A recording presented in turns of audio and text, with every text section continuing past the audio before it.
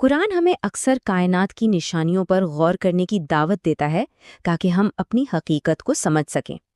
آج ہم ایسی ہی ایک سورہ الطارق کو سمجھنے کی کوشش کریں گے، جو ایک چمکتے ستارے کی قسم سے شروع ہو کر انسان کے انجام تک کا سفر طے کرتی ہے۔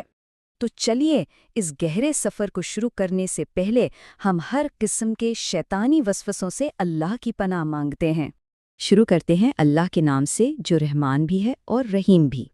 ذرا تصور کیجئے ایک گہری اندھیری رات اور اللہ قسم کھا رہا ہے آسمان کی اور الطارق کی، یعنی وہ جو رات کے اندھیرے میں آتا ہے۔ یہ سنتے ہی ذہن میں ایک سوال اٹھتا ہے، ایک کیوروسٹی پیدا ہوتی ہے، آخر یہ رات کا مسافر ہے کون؟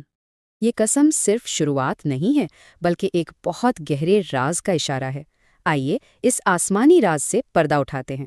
جواب دینے سے پہلے دیکھیے قرآن کا انداز۔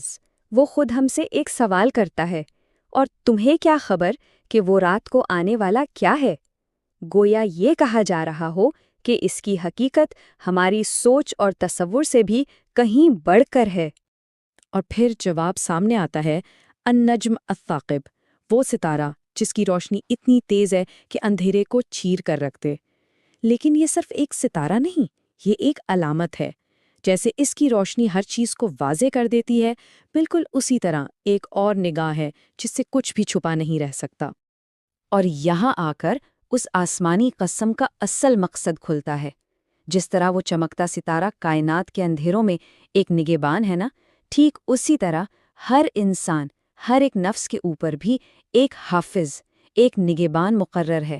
کوئی عمل، کوئی سوچ، کوئی نیت اس کی نظر سے اوجھل نہیں۔ آسمان کی بلندیوں سے قرآن اب کیمرے کا رخ سیدھا انسان کی اپنی ذات کی طرف کرتا ہے۔